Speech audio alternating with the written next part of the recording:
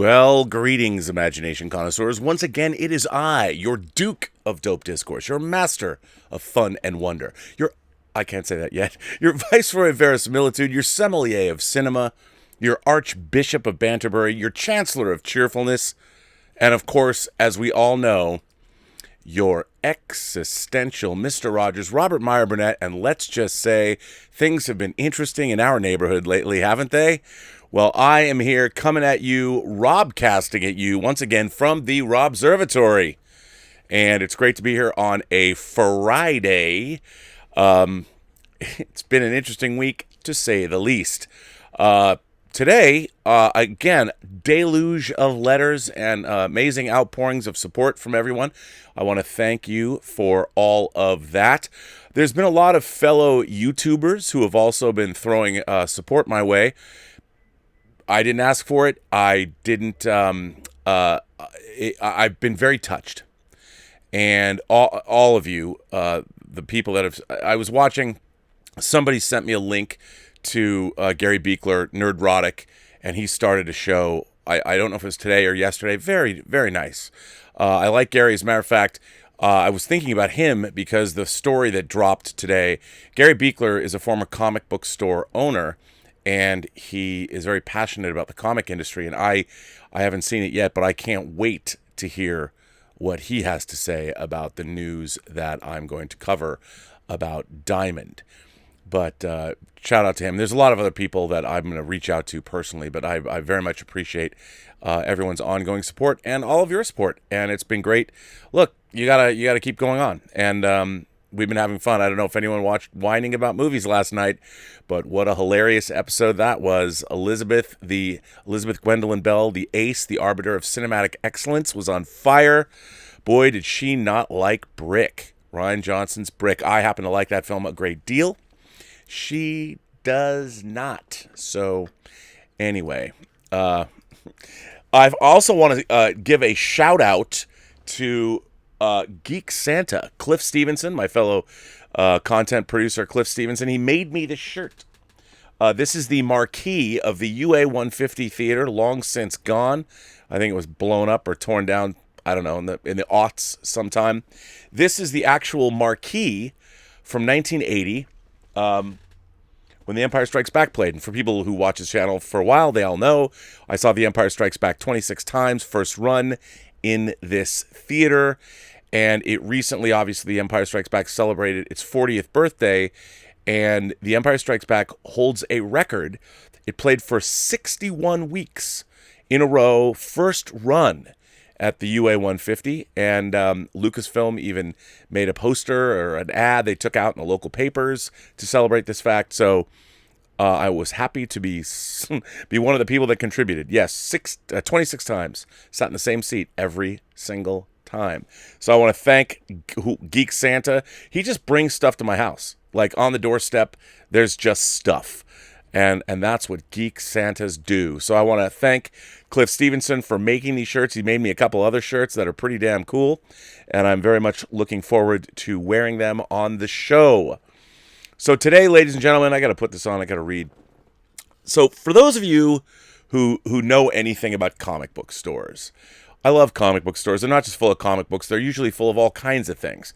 Not just comic books and graphic novels, but tchotchkes, action figures, Hot Toys figures. Some have model kits. I mean, basically, most comic book stores are just a cornucopia of geeky awesomeness. And the thing is, all comic books and everything that comes into comic book stores, whether they're action figures, import model kits, graphic novels, action, whatever you see at a comic book store, for the most part, they all came from one distributor, which is Diamond. And every month, Diamond, if you go into a comic book store, they usually sell them, or in my case, where I used to go when I go to Golden Apple, they would give them to me. It's almost like a phone book-sized catalog of everything that's going to come out in the next month. So all of the comic book releases from all the companies, whether it's Marvel or DC, who are the biggest, obviously, but Dark Horse, IDW, Boom Studios, Image, whatever your preference is, these everything came from one distributor. They kind of had a lock on the industry, for better or for worse. I don't want to get into that debate, but definitely Diamond pretty much had a stranglehold over the comic book distribution industry, and they dealt directly to the direct sale market. But then, wow, this story dropped today in the Hollywood Reporter. And for those of you who are lifelong geeks or comic book fans or any of the two of those things, it is amazing that this happened. I mean, this is a seismic shift. I think that's what it says in the article. It is. DC cuts ties with Diamond comic distributors. Graham McMillan wrote this article. It dropped at 10 o'clock this morning. The publisher, DC Comic Books, for those of you who might not know, DC is Superman, Batman, Wonder Woman, the Justice League, Green Lantern, all of those characters. That's DC Comics. They're one of the big two, as they are called. And for them to cut ties with Diamond comic distributors is a huge shot across the bow as far as an industry shakeup is concerned. It's monumental. The publisher will no longer distribute through the industry leader in comics distribution. In a seismic shift for the comic book industry, DC has cut ties with Diamond comic distributors. The announcement was made via an email to retailers sent Friday morning, with the company telling customers that all orders for DC product will be fulfilled by Lunar Distribution and UCS comic distributors for periodical releases and Penguin Random House for graphic novels and collected editions. An email sent to retailers explained, "We recognize that to many of you this may seem like a momentous decision. However, we can assure you that this change in DC's distribution plans has not been made lightly and follows a long period of thought and consideration. The change of direction is in line with DC's overall strategic vision, intended to improve the health of and strengthen the direct market, as well as grow the number of fans who read comics worldwide." The message continued. "In the near term, Diamond will only be fulfilling orders placed through June 1st, final order cutoff, and will not solicit the sale of new DC titles further.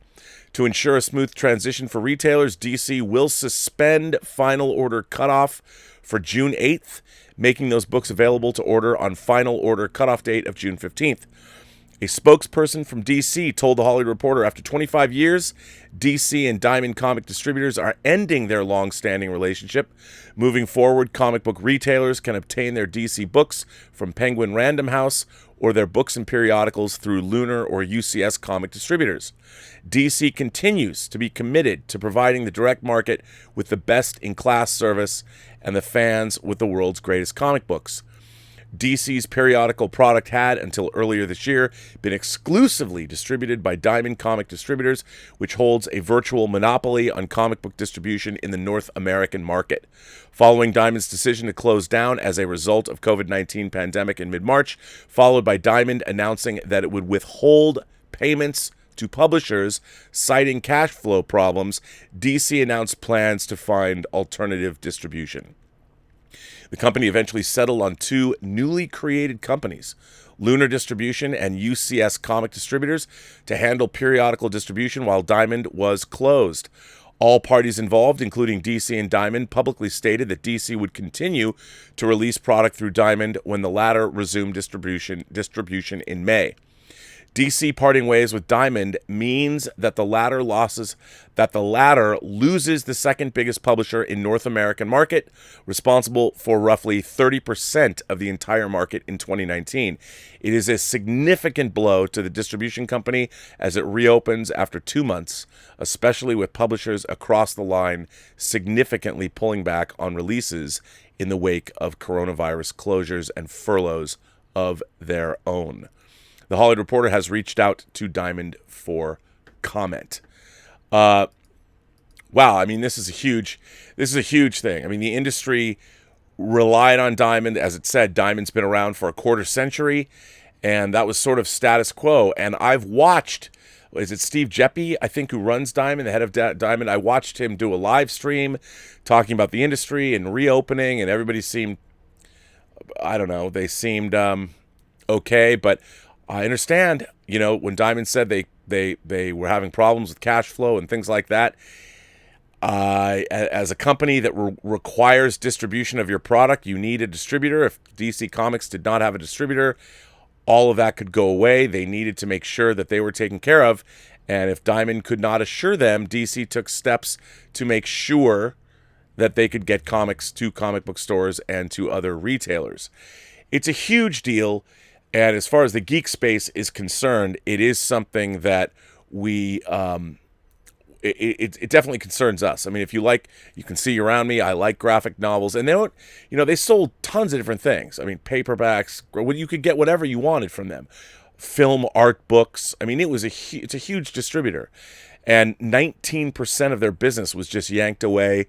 Again, I would chalk it up to COVID-19, but on the other hand, there's been a lot of grumblings about Diamond for a long time.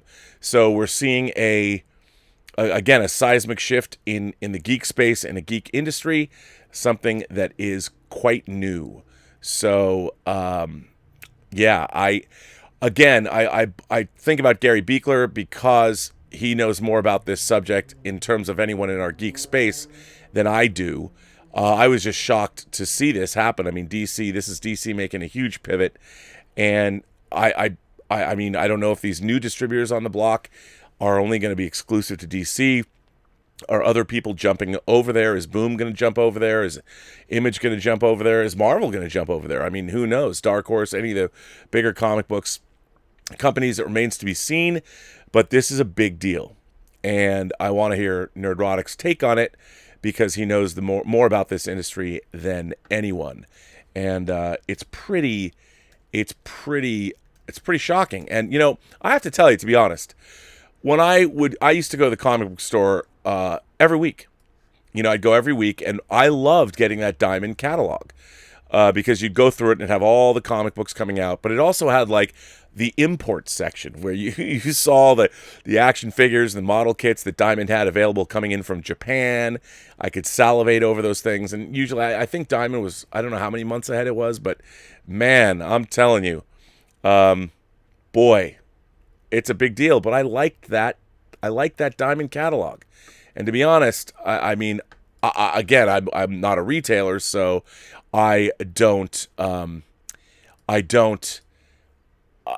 had to deal with them other than as a fan I love getting that catalog and going through it and seeing what's coming out, but it was pretty nuts. It's pretty nuts that this has happened, and I will miss I don't know what's going to happen, but if Diamond doesn't survive, I will miss that catalog. And I certainly, Marvel pulled away from Diamond also for a while, or they had their own separate magazine, and you'd get them both, and it was all a little crazy. It's still crazy. The whole thing is crazy. The whole world is crazy, but this in particular is pretty nutty. I just want to bring it to your attention. I want to hear what other people have to say. Since yesterday, as you all know, I've been getting a ton of letters in from people, all kinds of letters, and I'm just going to dive right in and see what's here. I haven't even looked at these letters today, so I don't know. Somebody wrote me, Rodney Munch says, I am the ringmaster of racism. Feel free to get that on a t-shirt. No charge for the naming rights. One of the many interesting things for people, you might be surprised to hear that. Obviously, I reject that notion utterly. A lot of people tell me who've watched this channel for a long time that this is one of the most inclusive spaces in all of the geek space on YouTube. So the idea that I would be called racist is patently absurd. And if anyone wants to accuse me of racism, I would offer, you can come on this show anytime. You can write me letters. You can do whatever you want. Make a video accusing me of racism, but you please have to provide some evidentiary, something. But anyone who wants to call me a racist or think I'm a racist, I defy any of you to find anything that you can use as evidence to support that position. And again, you're welcome to come on the show. You're welcome to send me videos. You can go to my website, theburnettwork.net, and send me, somebody went to my website and obviously sent me this. So let's talk about it. And that is, as everyone knows who watches this show, 100%, everyone is welcome here. Every person has a story to tell you have yet to hear, and all you have to do is listen. So, bring it on. Richard Stock says, "Hi there, Rob, and everyone in the community. I'm from the UK, and I wanted to share with you a fantasy book series that I always dig out when I want to get away from things for a while, and to me, it's better than Lord of the Rings and Game of Thrones. I know they wouldn't exist without them, but it's such a cool series with many wow, emotional, and very high stakes. The Chronicles of the Raven and Legends of the Raven by James Barclay, a British author. In between the two was published a smaller prequel called Light Stealer. Would recommend reading the first, as it gives you a gentle nudge into the world and the mythos and threads right into the first book, Dawn Thief. The books pick up where the mercenary band called Raven, consisting of the leader called Unknown Warrior or Soul, to his closest friends, and is a huge soldier, a barbarian warrior, an elf, and other swordsmen from all different places. They're not good or bad in nature, but they do a job without asking questions if the pay is right. All the group have to agree on is the assignment. If one objects, they don't do the job. The continent of Balaya is home to 4 different colleges of magic. One is about defense, one is about nature, the other balance, and one uses demon dimensions to make their magic. The way magic is portrayed is cool. Think Doctor Strange with all the symbols before casting. They hate each other and always are close to war, but manage not to cross that line. There are the Westmen, who hate all magic and want to see it end. They wake ancient gods that would destroy the hearts of their colleagues. This is their mana source they tap into, but Westmen don't realize they would kill all. The only way to get rid of them is to cast the very dangerous and world-threatening spell Dawn Thief. But there's also other things going on, and to start with the Raven after a mission that goes wrong, the Raven are quickly asked into another quest to help a mother whose twin babies had been abducted from her because she and her lover were from different magic houses. The one thing that all colleges agree on is to never let that happen. All are sentenced to death, and the woman asks the famous and almost 100% record at achieving their missions. Asks because they are famous and almost 100% at achieving their mission success because they're that good. There's more to this, obviously. This is just a big part of the first book. As it goes along, there are dragons of different factions too, alternate dimensions, elves of different factions, both magical and warrior castes, one of which are called the Tai Gathan. Think elves merged with ninjas. That sounds good to me. They kick so much ass. The themes in the book are also tolerance, prejudice, disease, family, loss, death, afterlife, self-sacrifice. It's all there. Very rarely do series end as good as they start, but I believe once you get to the last book in the second trilogy, Demon Storm, there are so many payoffs and ends that are so good but emotional, and the ending is great. Anyway, hope I managed to convince at least someone to give them a go. Thanks for reading if you do, Rob. I know you're busy and don't have much time to read books. They really are worth it, though. Stay strong and stay safe. Much love in these dark times. Well, thank you. I really appreciate writing in, Richard. Right now, currently, I am reading Stephen King's novellas, or his extended short stories, a collection, If It Bleeds. And I'm always reading something, but that's what I'm reading now. Thanks for writing in. I appreciate it. This one is from James Kevins. Greetings, Rob. Well, the truth finally comes out. The entire sordid tale about your arrest and life of crime. No doubt you will go down in history next to Al Capone, Ma Barker, and Jack the Ripper. Listening to the entire escapade, I could not help but laugh a bit at your unfortunate plight and be reminded of the lines from Arlo Guthrie's Alice's Restaurant. What were you arrested for, kid? I said, litterin', and they all moved away from me on the bench there like I was some kind of oddball until I said, and creating a nuisance. Then they all came back. I'm sorry, I'm sure it didn't seem so at the time, but that is a genuinely funny story. My only remaining question is why have you not turned this into the subject of a short film? You could put it on Quibi, and we could all watch it vertically or horizontally. Hell, I would sign up for that. Stay safe, your brother in fandom. Peace and long life, Jim Kevins. Well, thanks, Jim. That's very funny. Yes, for those of you who are going, wait, what? Yesterday, I told the story of my short time incarcerated at L.A. County Jail on a traffic beef. It's not very glamorous, but it happened.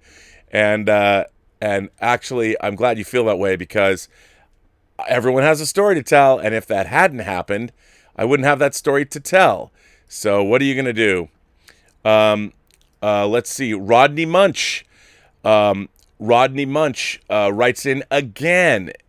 So no, he's not done. He says, let the racism flow through you. Embrace the Klanman within.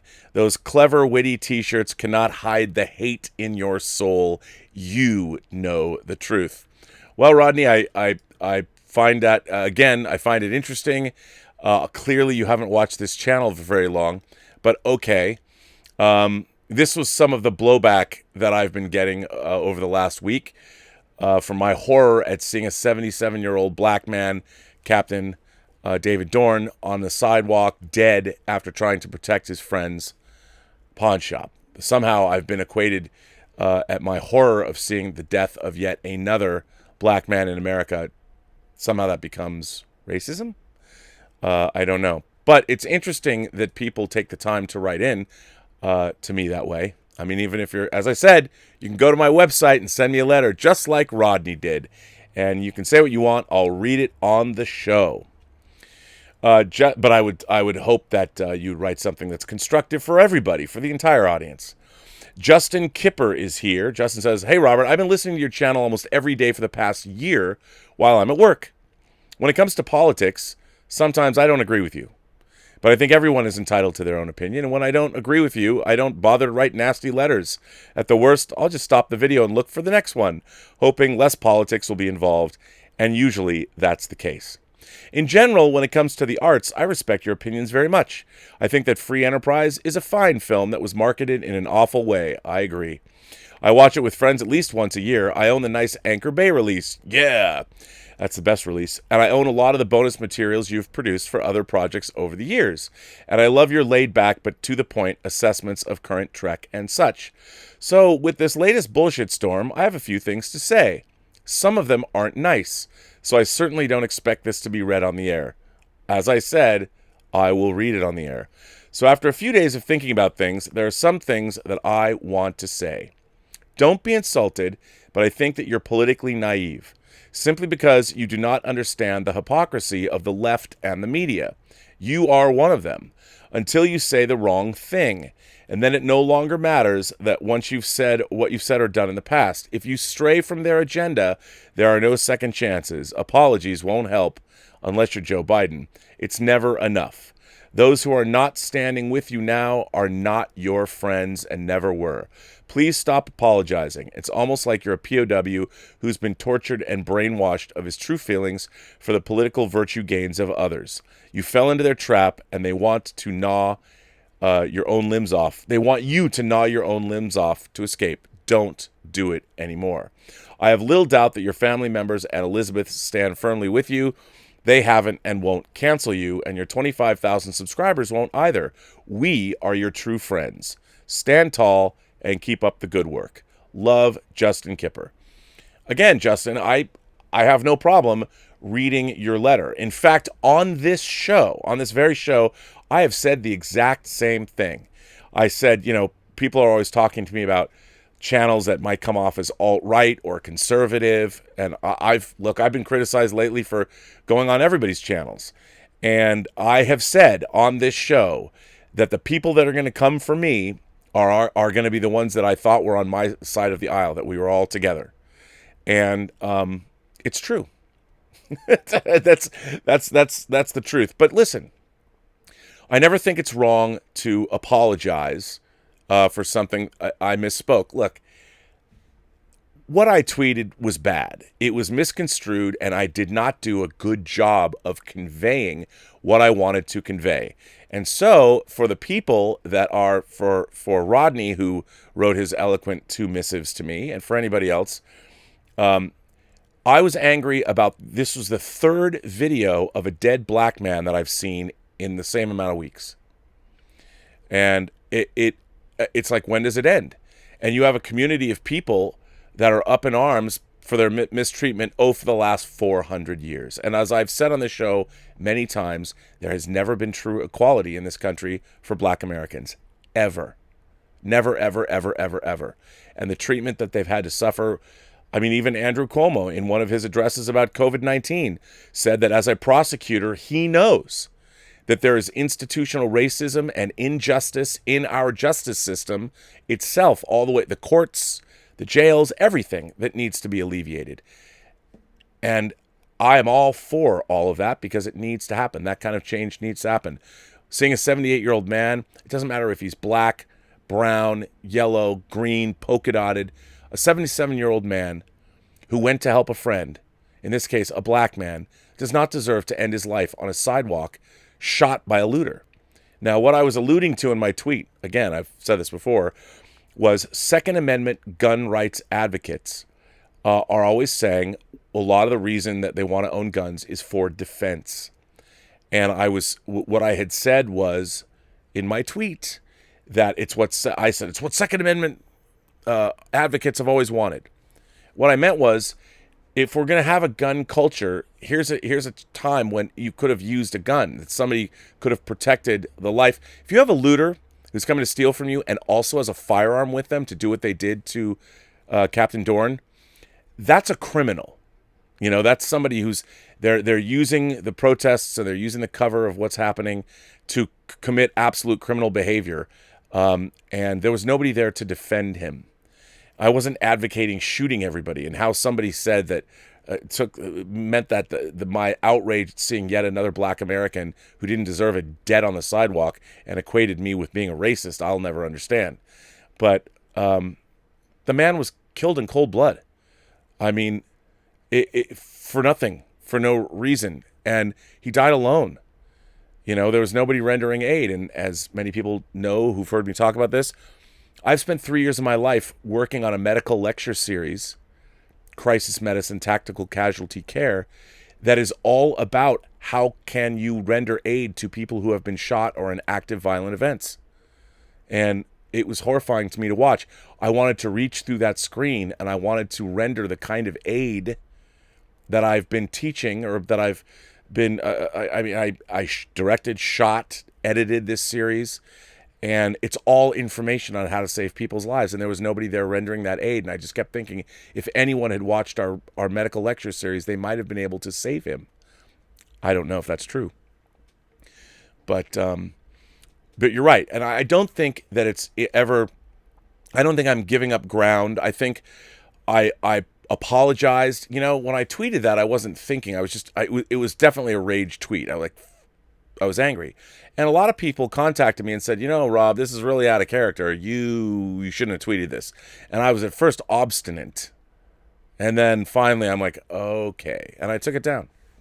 But then it was screen capped and retweeted, and I was being branded a right-wing gun nut and a racist and all those things, which, look, the reason people come back to the show is because people know that I'm the exact opposite of that, and I've built this community here that is the exact opposite of a racist environment. Everyone is welcome here. Every person, every shape, size, color, creed, whatever you identify with, whatever your sexuality is, whatever pronoun you want to use, you're all welcome here. And I think the people that are here know that. But, you know, in terms of all of the political ideology that goes on, I mean, I'm here to be an imagination connoisseur and to celebrate all of the stuff I love that I have here in the Robservatory. And also to celebrate the very art of storytelling. And what is that art? Why do we tell stories? We tell stories to illuminate the human condition, because if something happened to me and I tell you a story about it, you'll probably understand, because either it happened to you or you know somebody it also happened to. And by telling our stories, and this is true of fictional stories as well. I always talk about verisimilitude, but, you know, even a made-up story has to have verisimilitude, and I love novels. And I used to have an ex-girlfriend was always like, you read so many novels, like, why don't you, read history or something? And I said, yeah, but if somebody's telling a story, if somebody's written, like if I read a Don Winslow crime novel, like The Force, which is about corrupt cops in New York City, these corrupt detectives, which, by the way, is an incredible book. If I read that book, even though he made it all up, everything he puts in there has to convince me that it's real. And he does a very good job of that. And I still learn from an entirely made-up story, because when you're telling a story, you're illuminating the human condition. And even though the story itself might not have happened, all of the actions and everything that goes on during the day or the character's experience, you have to believe them, so you learn about your own life. At least that's the way I've always looked at it. So a great story is a great story. And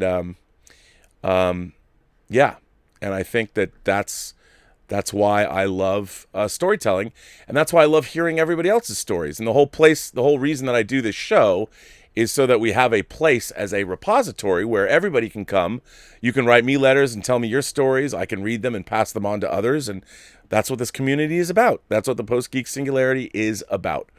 I have a story this week that happened to be, I was at the center of it. It's still going on. But anyway, this next letter comes from Kenny Crowley Jr. It might be Kenny Crowley Jr. Kenny Crowley Jr. Dear Robert, and Kenny's written me letters before, obviously. Dear Robert, hey Robert, members of the Post-Geek Singularity, I'm back again with another letter. And for today's letter, I wanted to talk about why I prefer physical media over streaming. But first, a bit of history of me as a home video physical media collector. Back in 1991, I started to buy films on VHS, like Star Wars and The Empire Strikes Back, and then the whole trilogy with Return of the Jedi in 1995. The THX one, the Last Time box set. Then in 2000-2001, I got into DVD collecting with films like Superman the Movie, Terminator 2 Judgment Day, the Ultimate Edition, and others coming out at that time. And for me, DVD was great in terms of extras, but picture quality was not quite there yet. And that would change in 2006. In 2006, I started my Blu-ray collecting with Superman the Movie yet again. Sensing a theme here? Blu-ray disc for me, oh, I don't know, do you have Superman Returns so you can watch my documentary, Requiem for Krypton, my 3-hour documentary on the shooting of that movie that I produced and directed? Blu-ray disc for me was as great as it got for watching movies with great picture and sound and also great features too. I never thought it would get any better. Well, in 2018, I upgraded again to another format, 4K Ultra HD Blu-ray disc. Oh yeah, did you get Jaws? Oh, yeah. Starting with Avengers Infinity War and once again Superman the Movie, and my collections grew from there. I love physical media, the picture quality, the sound, extras on both films and TV shows released on disc. Then the streaming wars came, and now a lot of streaming services are out, like Netflix, Hulu, Disney+, DC Universe, and now HBO Max. While streaming services can give you everything you want, for me, it's not the same quality as a disc. It is not. Over physical media, and at times when the streams do freeze up, and you also have bandwidth caps on your internet service providers, with physical media, you don't have that problem. You just pop the disc or discs in, sit back, grab your favorite drink, food, or popcorn, and just watch the film or show on disc. So for me, I will always prefer physical media over streaming any day of the week. Take care, Robert, and keep up the amazing work. Sincerely, longtime watcher, listener, and physical media fan, Kenny Crowley from Ohio. Kenny, it's like this, the new version of Brick that came out on Blu-ray from Kino Lorber, where they poured it all over all the extras from the DVD. I love that, and I'm with you. Plus, like I've always said, it's nice to have a wall of physical media. Someone comes over to your house, they judge you. I certainly do. When I go to someone's house, I judge them. I judge them by their books, and I judge them by their movies. I'll straight up admit it. If I come to your house ever, and I'm looking around like at your bookshelves, I judge you. So you better have a good collection. I mean, nowadays it's not so much fun. Like, I had a girlfriend once, and she had the only physical media she had in her house was she had a bunch of cassette tapes, and they were in a wicker basket. Like the tapes were all just kind of thrown in this wicker basket. It used to just, it was like made my skin crawl. I'm like, what? You don't have them like lined up every time? What do? Throw them in there from a distance? Drove me crazy. Yeah, I judge you, just so you know. But I love physical media too. Plus, it's just fun, and yeah, it's fun, and it's great when something comes in the mail. Like yesterday, I got this new CD. Yes, I did. I got a CD of John Carpenter's The Thing soundtrack that Ennio Morricone did. New version of it, and along with the Jaws steelbook, the 4K steelbook, and Apollo 13. And you know what? It just makes me feel damn good. And isn't that what life is all about? Omar94 is here. Speaking of making me feel damn good, Omar94 says, hey, Rob, I love reading film scripts, and I've been doing so for quite some time now. I particularly like reading either the shooting scripts or earlier drafts for movies I've already seen. Me too. and I try visualizing it with what I remember from the movie. Or I have to make it up myself when there was new material that wasn't there. For example, I've read Sam Hamm's original Batman script for the 1989 film. While there are many similarities to the movie, his script has major differences, so I would have to create all the new material that wasn't in the movie in my own head, with stuff I remember from the movie, like the actors, settings, etc. For example, Hamm's script had Bruce Wayne and Vicky Vale date on a yacht instead of at Wayne Manor, a chase scene through Gotham with Batman on a horse following the Joker. Robin was also in it. The ending with the Joker giving money away and the battle at the church were done differently. More characterization for both Vicky Vale and Alexander Knox, who actually dies in the original script, figures out Bruce's Batman and meets him at Wayne Manor to talk about it, as well as many other changes. Having gone through the script, I think Hamm's script would have made a better film than what we got, as Tim Burton made very questionable changes and decisions. It's not perfect, but it's much better than what we got in the film. You should read his script for Batman Returns, which I think was one of the great fantasy film scripts I ever read. And boy, did that not get made. I also read one of the scripts for Last Action Hero. This one was script doctored by William Goldman after Shane Black worked on it. It was exactly like the movie with a few scenes that didn't make it on screen, so I had to visualize it myself based on what I saw from the movie, like the actors and settings. Having seen the film and the script was almost just like it, I wonder if the movie should have been better if John McTiernan had more time to make the film. I read how he said the script was wonderful, but there was too much drama behind the scenes. There was. I was on the set of that movie. There was an ironclad release date that would not change, and the budget was going up. Even though it was the same script, if McTiernan had more time to work on it, it could have been better, as a good script doesn't always make a good movie. There was many movie insiders who thought it would be the next great summer action movie and a huge blockbuster. Since Schwarzenegger's last film, T2, was a huge hit, you must have really enjoyed reading scripts as a job, as I always enjoy reading them. Thanks, live long, prosper. Well, I went to the world premiere of Last Action Hero in Westwood, actually. I spoke to James Cameron at that premiere after I had interviewed him on stage at USC, which was one of the longest hours of my life. Not because, well, since I brought it up, this is not in relation to, so I had said, I used to be the director of special events for the Academy of Science Fiction, Fantasy, and Horror Films. And I said to Dr. Reed and Robert Holguin, who run the Academy at the time, I go, when the director's cut of The Abyss is coming out, I'm like, there's going to be a print of that, and they're going to put it in theaters. And Jim Cameron was a big fan of the Academy, and I said, why don't we ask him to show the Abyss, the director's cut of The Abyss? And they're like, okay. Then I get a phone call going, okay, Jim Cameron's going to come down and show The Abyss, and you are going to interview him on stage. And I'm like, I am? And I was terrified.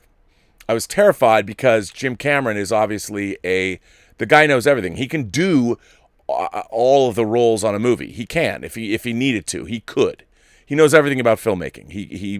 He's a consummate filmmaker. He doesn't even need a crew. So you'll like this story.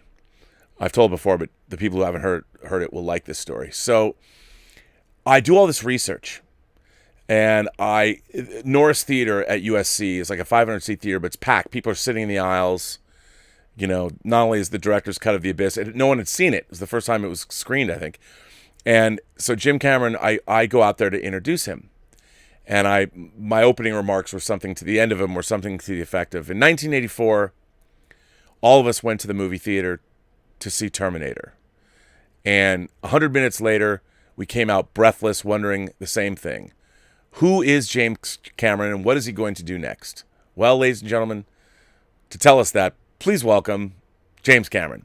So James Cameron walks out on stage, and he's looking at me, and he says, and he looks at the audience, and he looks at me, and he goes, if you left the Terminator after 100 minutes, you missed the last 8 minutes of the movie, because the Terminator is actually 108 minutes long. Audience erupts. I feel about 2 feet tall or 2 inches tall, and I realize it's going to be me and Jim Cameron at least on this stage until I ask for questions from the audience. And I'm like, this is going to be the longest half hour or hour of my entire life. But it turns out it went well. Because I was, and Jim Cameron, he tests you. He wants you to step up to that challenge. So this was a test. And we talked. And at the end of the interview, he said to me, he said, he shook my hand, and he said, I very much appreciate how prepared you were for this interview, which I took as a massive compliment coming from Jim Cameron. And there I was at USC, Sunday afternoon. The whole theater was full of USC film students. It was just a little nerve-wracking. So yeah, I went up and talked to him at the premiere of The Last Action Hero, and he was actually very warm. So there you go. That's my story about Last Action Hero. Let's see. All right. I'm going to read this. This one comes from Sean M. And he says, please do not read this on the air unless you really think it's fine after you've read it. In that case, then go ahead. I'm just going to read this. I'm going to read it. I like Sean M. Hi, Rob. I just wanted to say I value what you're doing with the Burnettwork. Every show you do makes my isolation period a bit more bearable. Not that you asked, but I quit my job March 1st of this year, intending to start my own business, little knowing what shitstorm was brewing in the world at large. I had saved a bit of money and had intended to do some design work on a project that I had an idea about and build a website to promote it, etc. And I had planned not to have a normal paycheck for about 6 months. Now I'm wondering if that was the right choice. It may be more than 6 months at this rate. Well, with the new job numbers, you never know. Like everyone, I see what's going on, and I'm wondering, when can we go back to normal? Or if we can go back to normal. It does look pretty fucking terrible right now. We live in a volatile time. Unfortunately, the situation right now can get very much better or very much worse. I'm not sure which way it's going to go. That's life, I suppose. For what it's worth, I think we'll get better. I think we do learn from our mistakes. Oh, I see why you didn't want me to read them. For myself, I think if Gene Roddenberry had lived in our time, he would have made Star Trek Discovery and Star Trek Picard masterpieces of social criticism, and they would have made people, like certain members of this community, look like the assholes I think they might really be. Anyway, Rob, I think our worst point of disagreement is that I believe The Cage should be viewed before the rest of the original series. Peace and long life, my friend. Sean, I got to tell you, when it comes to The Cage, the reason that I don't think you should watch The Cage first, for those of you who don't know what Sean's saying, obviously the original series, Star Trek the original series, is famous because the original pilot that was made with Jeffrey Hunter as Captain Pike was rejected by the network. But they saw enough in it that they actually commissioned a second pilot. By the way, it's kind of what happened to Game of Thrones. But they commissioned a second pilot, which stars William Shatner as Captain Kirk and became the Star Trek that we know. Now, what they did, what I thought was so brilliant, rather than leave that pilot unseen, they cut it up into the 2-part first season original series episode called The Menagerie, parts 1 and 2. And what it did was, in I think one of the most brilliant conceits in imagination connoisseur history, the events of The Cage were wrapped into Star Trek lore, so they became canonical, and they were set 11 years before. And when you had Captain Pike was on the Enterprise, it was 11 years before Kirk was in command. And it broadened and added a richness to the Star Trek universe that you didn't get from television shows at the time.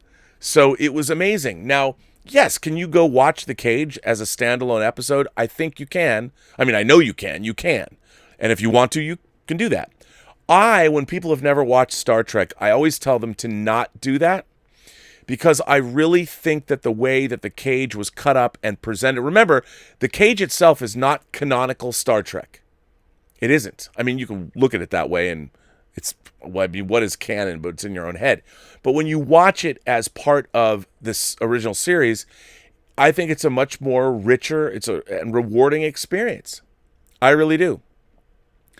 But as for your points, and obviously, Sean, I left a lot out of this letter, and you did warn me. But I tend to believe things are going to get better. Eventually, cooler heads will prevail, and hopefully we will move past all this, and I believe that we look. We now live in a world. We're still figuring out what our new world of social media and interaction means. How are we going to talk to each other? I mean, obviously, this week, I've been on Twitter for a long time. I think I've got over 100,000 tweets, but one of those tweets turned my life upside down and turned it into a shitstorm. And that was something 20 years ago that never would have happened because Twitter didn't exist. Now, I, as a semi-public persona, I knew the risks. You know, it's like an airplane. They bought their tickets. They knew what they were getting into. I say, let them crash, which is a very funny line from that movie. But you know, when you're surfing the waves of social media, you have to be very careful, or you're going to wind up on the rocks. You know, you're going to have a wave is going to slam you into the rocks and probably break your back, and you'll drown. You just have to be very careful. If you choose to exist in that public space, you have to watch out. You know, you don't necessarily get to make mistakes, and you know, when you do make a mistake, you got to own up to them. And in a way, I kind of find it refreshing. I don't like the way people pile on. It was very interesting for me this week. I mean, I just think a lot of people had never watched this show. You know, I'm working with people in the YouTube space aren't necessarily watching what everybody else is doing. And I think one of the things that the backlash that has happened, especially against Collider and the Schmoedown itself, it's no longer affiliated with Collider, but is that I think a lot of people were perplexed more than anything else. Why? I was perplexed, you know, when people started to come after me that I work with. I'm like, you know, it's a character I play on the show. It's not real, but maybe, I mean, for whatever reason, there's a lot of people that I just found it interesting that I was working with people for years and they hated my guts. Like if they think look, I don't want to work anywhere where people think I'm a monumental douchebag, but not necessarily for me. I don't want to offend anybody else. Look, if my presence is anathema to you, then, you know, I want to get out. I didn't know that. I would have left a long time ago, and I apologize for making people's lives, and that's not me trying to capitulate or something. I'm just like, why would you want to work with people that hate your guts? I never wanted to do that, and that was interesting. And also, it's also frustrating because, like, being called, somebody went to my website and sent me 2 letters accusing me of racism, which means that they thought that I was a racist. They went to my own website. They sent me letters through my own mechanism that I put up, you know, the Burnettwork's own money, to insult me. And that's fine. That's the world we live in. That is their prerogative. But I think it's going to get better. This is a dialogue that, look, is it frustrating to see that we're in the same place we were in 1992 when the LA riots broke out? I lived through that. That wasn't fun. And now we're having the same conversation. It's just everybody's more hyper aware because in 1992 we didn't have smartphones. So I do think it's going to get better. I think that the dialogue that people are having and the things that are happening now are amplified 1,000% compared to the way it used to be. And I choose to think that, yes, we are going through crazy times, undoubtedly crazy times. But I do think that because of the modern age, that real change could be at hand. And I'm excited for that. I think that's a good thing. And this too will pass, and hopefully we will all be better off when it's over. And so I choose to believe that things are going to get better. Brian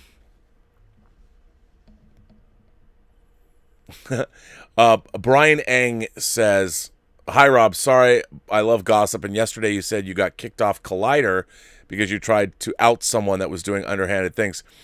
No, I wasn't trying to out somebody. I wasn't trying to out someone at all. I just got to know more. I won't tell you that story on the air, but it was something that had nothing to do with Collider other than peripherally. And Collider made a certain decision that left me out in the cold, but it was a decision that they could not have. There was nothing else they could have done, but it was still. It's funny to me that I get repeatedly in these situations. I mean, look, the tweet I made, it was my tweet. I said it. It was a bad tweet. It was poorly worded. In this day and age, especially, I should have taken more time to explain my position more. I was angry, but that's not an excuse. But it's strange to have seen my original tweet twisted around, and now people are sending me letters accusing me of being a racist. I mean, I would posit that this show, a number of the very episode, there are certain episodes of this show that completely would prove that false, and that's, I just have to take it ultimately that this show will be the best defense that I can have. But Brian, I could tell you about that off camera sometime. Michael F. is here. It says, good evening, Robert. I do not use Twitter and avoid social media as it has never appealed to me. I am a casual fan and listener of your content, but I felt the urge to send you a message. I feel you are a little left-leaning for my taste, but I do very much wish to support what you said on Twitter that got you into hot water. I know how great you are and how sincere you are when it comes to fandom. I feel you're a great voice for many Trek fans, and that's how I connect with you. Keep up all the great work you're doing. Don't let anyone censor you or make you doubt your voice. Your voice is unique and appreciated by many. All my thanks, Michael. Well, Michael, thank you. I mean, that's what I like the best. People write in and they're like, you're a little left of me, but we can still talk. I mean, that's the whole premise of this channel. And I very much appreciate that, and I appreciate you writing in and telling me that you support this. And it's not just me; it's everybody. It's everybody here. It's the entire community. Mark Chure is here. Mark Chure, a man who has defined himself, called himself straight up that he's part of the fandom menace, and yet we have some of the best dialogue. He and I were supposedly on opposite ends of the spectrum, but we're not. I mean, not when you have something thoughtful to say. Watch Mark not have something thoughtful to say, but he's always had something thoughtful to say. Mark Chure is here. Mark C. After your tweet and the super chat from Echo Base Network and your response, I wanted to make a comment about being a gun owner to the chat, who may think ill will of those that do. I want to say, first of all, I don't think that people who own guns are bad. Inherently bad. I owned a gun. I had a 9mm semi-automatic handgun, and as I said yesterday, I could take it apart in pitch blackness and put it back together. I think responsible gun ownership is fine. I do believe that I don't understand why people would have a problem with, if you want to own a gun, to take a 6-month course the same way you would. I had to take 6 months of driver's ed before I was able to get a license for a car, and so why not take 6 months worth of gun training before you can get a license, before you can buy a gun. And I also think that you should also take, like, if you're going to be around guns, Crisis Medicine, the series that I directed that Mike Schertz created, Dr. Mike Schertz. Why not take that too? So anyway, I'm going to keep going. First, the stereotype of the backwoods, you said thought, maybe thug, or I don't know what you mean. First, the stereotype, I love my guns, is beyond offensive, and it's born out of real ignorance. Do these type of people exist? Sure, but it's hardly the norm. What does a typical gun owner look like? Go look in the mirror. Most gun owners look like you, your neighbor, or that executive at work. There are almost as many women who carry firearms as men. Also, I generally find them to be better shots. After the financial responsibility toward my family, being a gun owner may be the most important responsibility I have.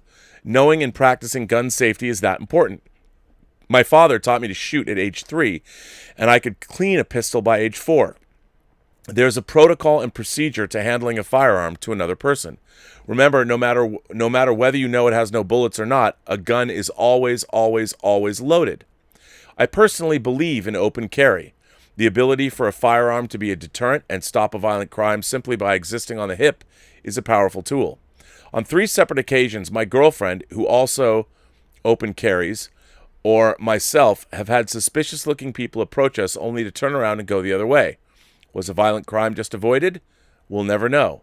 But we do know a violent crime wasn't committed. I pray that I will never have to draw my firearm for protection. But make no mistake, if I do, it would be to make sure that whoever would harm my family or me will never harm another soul. I would not hesitate not because of some Rambo-like gung-ho spirit, but only because it's either a him or me situation. But I know that were to happen, the taking of another life would haunt me forever. The line is true. You take away everything they were, everything they are, and everything they will ever be. It's a responsibility and a burden you have to be ready for. If you aren't, please don't carry. Oh, I agree 100%, and that was what I was trying to express with my tweet that got me in trouble. If somebody was carrying, maybe Mr. Dorn would not be dead on the sidewalk. It's terrible what happened in St. Louis. I, too, wish there had been someone willing to carry that same burden around, but for better or for worse, they aren't ready, and many aren't ready. On the other big topic in our sphere, I listened to Christian Harloff's show to hear his response about his handling of what happened. He equated it to a professional business world situation where a company has to release an employee due to something they said that could damage the company. If his was the only statement to be released from representative of SEN, I would be fine. In the corporate world, this happens. What doesn't happen is other employees commenting on the firing on social media. That doesn't happen in the real world. If it does, those employees are let go too. When at least 7 other employees of the Schmoedown took to social media and disparaged you without recourse, Harloff ceased being a professional and has become the leader of cancel culture. Nobody within the Schmoedown community will ever again receive my support, money, or respect. Playing the virtue signaling game is more important than them actually being professional pundits in the social media space. Stay safe and stay strong, Mark C. Here's what I would say about that. I've always liked Christian. I like Mark Ellis as well. And they're trying to build a thing. They've been building it for years. And I think the community they've built there is a warm, vibrant, inviting community. And I liked it. I liked participating in the Schmoedown. The only reason I participated in the Schmoedown was because I thought it was fun. And not only that, I really liked the community of people there. I really did. Now, what was, for me, what I think people forget now is, and I think there's a big problem here, is that when the Schmoedown partnered up with another corporate entity, what happens on the Schmoedown reflects on that new corporation, that new partner. Now, I was there when they came. I was in New York when they came to the New York event, and it went off without a hitch. It was so much fun.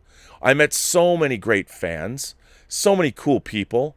It was just a blast, and this new company loved it, and it was peak Schmoedown, and everybody was having a great time, and it existed the way it should in that space. And after all, it's a movie trivia contest that's based around professional wrestling.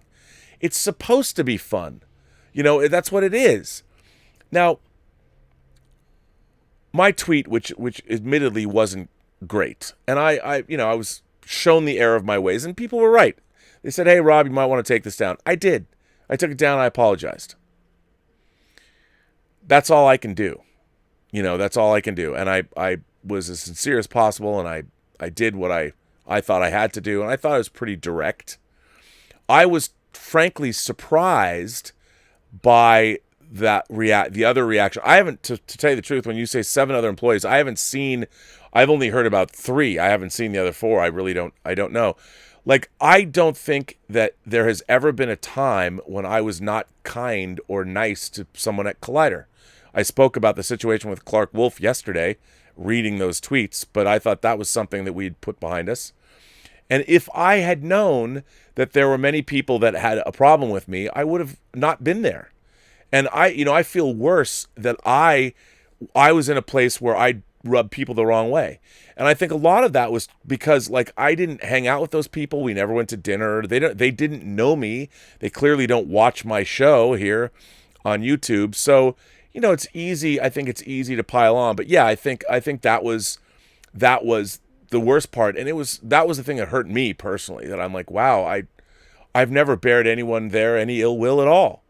And it was strange to feel that. And if somebody had a problem with me, hey, reach out, call me up, write me a letter. I'll read it on the air. So, yeah, I would just say that this situation, nobody wanted this situation, and Christian is in a difficult position because on one hand he has the Schmoedown, he's got all the fans and all the people that he's trying to appease, and on the other hand he has his corporate minders. And this situation, like you said, if you are going to go after a fellow employee in a public space, you are opening up your company to liability that they, like, if I was litigious, this company, it might have destroyed the Schmoedown. I could have just sued everybody. I'm not going to, but I could. And the company, the company that the Schmoedown has partnered up with, they now, you have to not do that. You have to not go after people like that, because what you've done is you've opened up a company to liability, a legal liability, and that was not a good thing. People aren't, look, when you're working on the movie Trivia Schmoedown, you're not thinking along those lines because you're thinking about the movie Trivia Schmoedown. It's fun. It's supposed to be fun. It's called the Schmoedown. I mean, even the name is funny to say. So I was shocked by that. I really was. And I think your point is well taken, Mark. I wouldn't have stayed there. I wouldn't have been there if I knew that was the case. And it's a bummer. But I still am a fan of the movie Trivia Schmoedown. I really liked doing it. I regret no longer being a part of it. I was really excited for my team faction, the Burning Droogs, to win. I mean, we've got the Inner Geekdom tournament happening and the Star Wars tournament happening, and I'd made some moves, made some trades. I thought I had some great people. I was ready to watch my warrior, well, it's not my warrior anymore, but Jedi Knight Ken Knapsack to go take on Laura for the Star Wars belt, if they were going to get that far. We'll see. I was really looking forward to seeing Warfather and my man Brandon Hanna. Brandon Hanna was doing some excellent trash talking, setting himself up for people to hate him, so when he came and won, it would have been glorious. But I'm no longer part of that, so I regret that, and I regret letting the fans down, because I've met so many great Schmoedown fans. There's a lot of great people in the community, and it really bums me out that the community is tearing itself apart, and people are writing me letters calling me a racist, which I am very sorry about that. Gerald Cho's here. Hi, Rob. Despite all the insults your former friends and colleagues have hurled at you, you've taken the high road and even complimented them. But inside, your blood must be boiling. Nothing hurts more than the betrayal of friendship. In such emotional times, it must be hard to put into words how you really feel about them. Luckily, a master lyricist addressed the issue already. Rob, I would like you to read or sing, if you like, I don't know the tune, the lyrics to Bob Dylan's Positively 4th Street. You've got a lot of nerve to say you're my friend. When I was down, you stood there grinning. You've got a lot of nerve to say you got a helping hand to lend.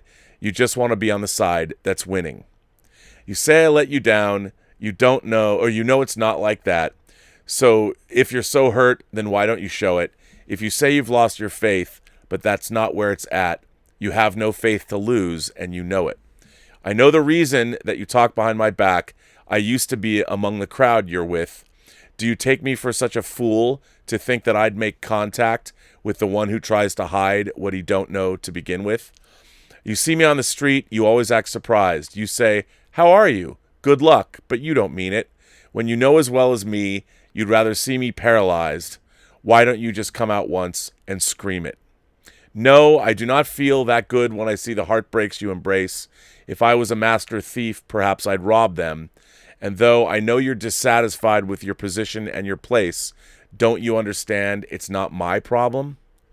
I wish that for just one time you could stand inside my shoes, and just for that one moment I could be you. Yes, I wish that for just one time you could stand inside my shoes. You know what a drag it is to see you. Well, wise words from Mr. Dillon. I appreciate that. But, I have to tell you, to be honest, my blood is not boiling. I mean, I understand. It just, here it is. I just don't think those people, a friend of mine once said to me, like Andrew Dufresne in the Shawshank Redemption, said I was a hard man to know. That I talk about a lot of stuff, and people know what I like, but they don't know what I'm really thinking inside. And I think at the Schmoedown, I worked there, but I didn't really know those people very well, and they didn't know me. I remember Roxy Stryer, who I love. She's great. She once said to me, she goes, I didn't know that you worked in film. I didn't know that you made movies. And she was surprised. I got from her that she was surprised she didn't know that. And I said, well, I don't come around and go, hello, look at my IMDb page, or here's my resume, my CV. And I know I say resume, it's joking. I know it's resume. I know that. I was just saying that to be funny. And a lot of people just don't know me. A lot of people don't even know I have a YouTube show. And I'm like, when I tell people, they're like, oh, do you do it often? I'm like, well, today's my 434th episode.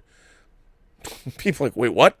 So, I don't bear anyone any ill will, because I think it was reactionary, and in this time, I don't think it's good to be reactionary, ever. But people are, and I definitely understand why that is the case. But again, I would direct people to this show.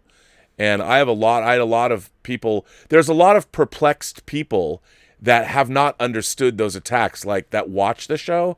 So I've been getting all kinds of messages from all kinds of people over the last couple of days like these, and it's been very gratifying. So I want to thank you.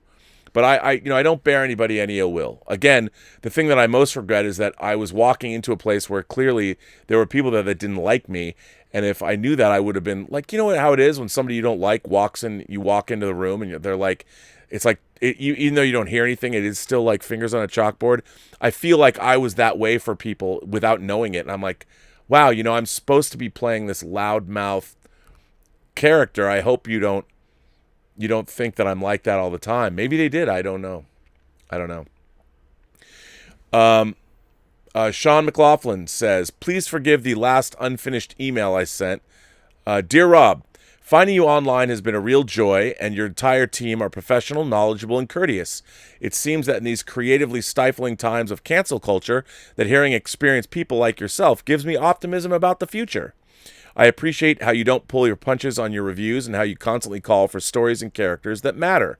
Please continue to light up the darkness and inspire storytellers like myself to not give up on creating stories and characters that come alive off the page, and most importantly, have substance. Sincerely,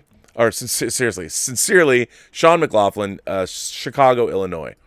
Well, Sean, thanks. I mean, that's the best kind of letter, to know that you are yourself storytelling, and I mean, that's why I'm doing the show. So hopefully, I can share what I love, and hopefully everybody out there will make stuff and send it back to me. I know BL Alley's going, damn it, read my book, man. I know. I'm going to. I don't have your new book yet, but I'm sure I'm going to be getting it shortly, according to Mike Bodden. Ari Rosen says, the lie told that there is systemic racism in America increases divisiveness between people. We need to tell the truth so we can move forward. If anyone can show specific laws or instances of systemic racism, 99% of Americans will fight against it. Just saying there is a general miasma of systemic racism helps nobody. We need something specific to fix. You can't solve a platitude. The emotional response to scream, shame, and cancel people only makes things worse. Here are some facts regarding police brutality. Black people are 23.5% less likely to be shot by police relative to whites. That's according to ex-Harvard scholar Roland Fryer. He investigated racial profiling in his study, an empirical analysis of racial differences in the police use of force, published in July of 2017. In 2016, a Washington State University paper, The Reverse Racism Effect, written by Lois James, Stephen M. James, and Brian J. Vila, and published in the May 2016 Criminology and Public Policy Journal, found police were 3 times less likely to shoot unarmed black suspects than unarmed white suspects. In 2001, another study by the Washington Post found that police officers were more likely to be killed by black people rather than vice versa. Specifically, it noted that blacks committed 43% of cop killings despite being just 13% of the U.S. population. Here are some facts. And then he sends me a link. Now, here's my problem with what you're saying. The facts are true, sure. I mean, if you want to have demonstrable facts, you can look at them in a table. But that isn't the truth isn't always in fact. And the fact is, what is the African American population, the black population in this country is what, 13%? Now, you have to go back and look further. You're talking about actual police statistics. And I can say that, but we all know that there is injustice that has been in this country for 400 plus years. And I've said on the show a million times, if I go to a 7-Eleven at 2 o'clock in the morning, I'm coming back from a club or something because I need toothpaste, and I walk into that 7-Eleven and buy my toothpaste, I don't have to think twice. I don't have to think twice. A black man or a black woman in the United States, they have to think twice. If I get pulled over by a police officer in my car, I don't think twice. A black man or a woman has to think twice. And while the actual, look at you look at these numbers and you're like, okay, the percentage of people, there's a lot more white criminals in the world than there are black people, at least in America, because there's a lot more white people. And the statistics are, I think anybody who lives in the United States, I have witnessed people of color being abused by law enforcement. And I think that what we really need to do, why is the water in Flint, Michigan not clean yet? So when you talk about these kinds of statistics, I understand where you're coming from.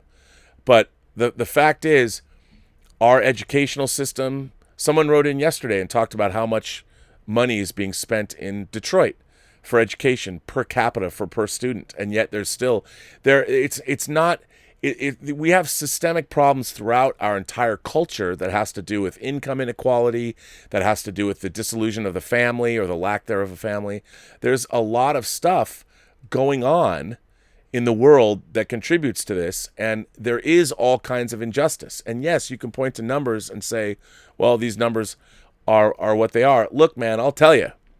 I was in jail, and when I was in jail, I can tell you there was a very small percentage of white people when I went to LA County Jail that was in my group of people being processed. There's about 250 of us, I was told. Big group. And I could just see that. And you have to ask yourself, well, what are the root causes of criminality? What are the root causes of poverty? Just again, I look, why isn't the water in Flint, Michigan safe to drink? Why? And I think that we all know that there is a racial problem in this country. There always has been. It has never gone away, even though we had the civil rights movement in the 60s. And I've been saying that on this show from the very beginning. And I think that we need to address fundamental problems in this country. And my solution is, as I've always said, that we need to make sure that education, I think that we should recontextualize education and healthcare into the number one priority for our national security. We want a healthy, educated population. Everybody, and that's where it should begin. Teachers should be paid a lot more money than they are. Schools should be incredibly well-funded. Why is our military well-funded, but our schools aren't? What do we need more of? We need more after-school programs. We need more arts programs. We need more music programs. We need more sports programs. We need more programs of all kinds. And we need great health care as well. We need access.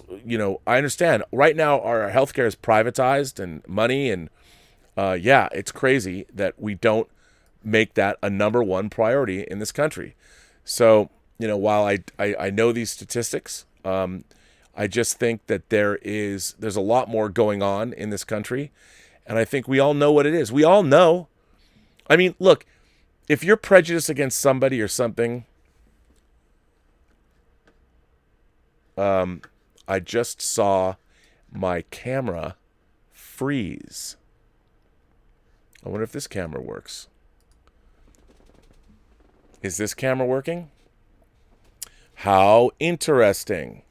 As I'm having this conversation, I guess I don't know what happened with. Hang on, let me see if I can adjust my side camera and fix it. How strange. Give me a moment, and I will see if I can. How odd. Let's see, built-in video. Let's do this. Nope.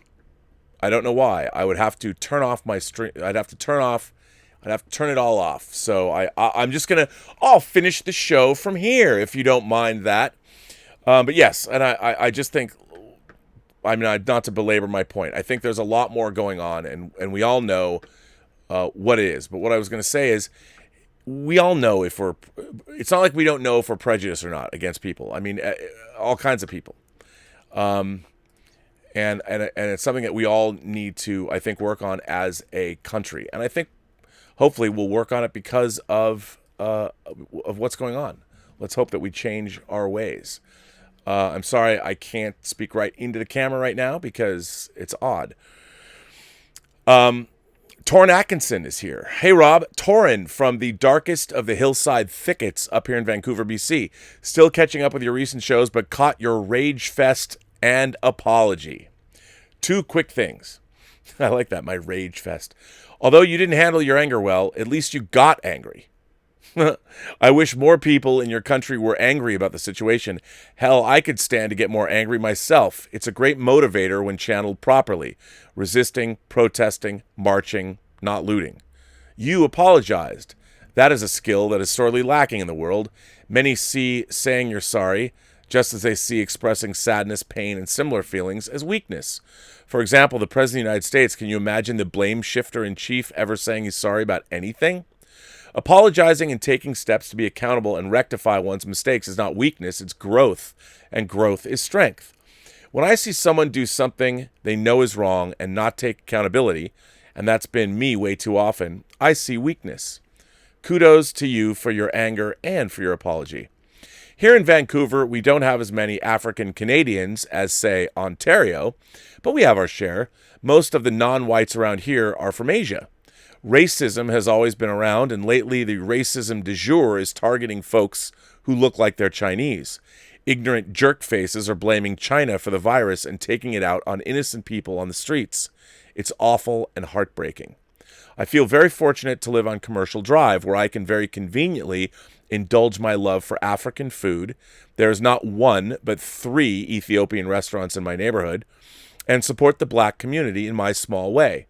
To anyone who is nervous about going to protests during the pandemic or cannot afford to donate money where it counts right now, I would suggest, if you're in the habit of getting takeout or delivery once in a while, look into what local businesses near you are owned by members of the African American community.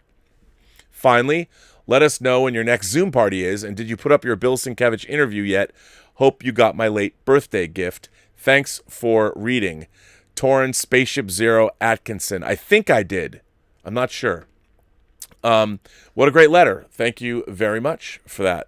Yeah, it's spiraling out of control everywhere. I mean, it's strange to me that we all want to, I just don't understand blaming an entire race of people for, I've always looked at people as individuals. It doesn't make sense to me. And, as I've talked about a lot on the show, it really depends on where you're standing. I mean, it's bizarre to me that you can be racist in one country, but if you were to go to another country where you're completely, like, does that mean that when you travel to another country, depending on where you're at, like, what does an American think when you go? Like, my mom loves Africa. She's gone to Africa quite a bit. She loves Africa. As I've said before on my show, I've never heard my parents say a bad word about anybody. I've never really talked to my mom about this, but I would imagine it's just a given that when you go to Africa, unless you're in South Africa, that predominantly many of the people that you're going to meet are black. And if you're like, my mom's a white lady, I wonder, does my mom feel any differently when she goes to Africa, knowing that she's now in a minority in the places, because she loves animals, so the places she's going to are predominantly black countries. I've never asked her. But again, it depends on where you are on the planet. So it's a good bet one day you're going to find yourself in a place where the majority is unlike you, wherever that might be. And I just don't understand the impulse to not like people. My impulse would be like, cool, what do you got? Show me your cuisine. I like the booze. Wherever I go, I like the hooch. Take me to the local hooch. And then you want somebody, like, I remember when I went to Israel the first time, I was taken to the Arab quarter. someplace. I don't know where it was. We drove. Is this little out of the way. It was so we had an incredible meal. It was an incredible meal, and I was like, gosh, aren't all the Arabs and the Jews at each other's throats all the time? Well, that wasn't the case at all. And everybody. I mean, that is the case in some places, certainly, but it's always refreshing, and I think the more we travel around the world, the more we all get to know each other, the more you realize that people really are alike all over. And like I say, every person you meet has a story to tell.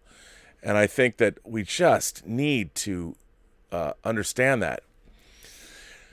Cinema Gulp is here and says, good afternoon, Robert, and all the imagination connoisseurs. First off, I just want to say that it made me extremely happy to see you get right back on your show and knock it out of the park, with such a great extended episode. It also made me ecstatic to see the community that you've built here completely have your back, just as I did. You're a good man and the furthest thing from a right-wing anything. Now on to my topic at hand.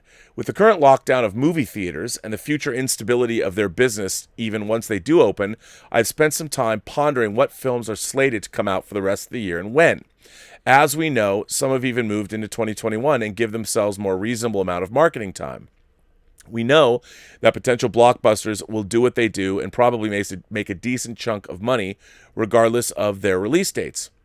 We also know that most of the really small films, including independent ones, are more likely to get the streaming treatment moving forward. Then there are the ones stuck in the middle. These are the films that I have been concerned about the most. One of my favorite filmmakers working today is Wes Anderson, and I've been eagerly awaiting his latest film, The French Dispatch, which looks incredible. It looks like a good return to live action after the really wonderful animated Isle of Dogs.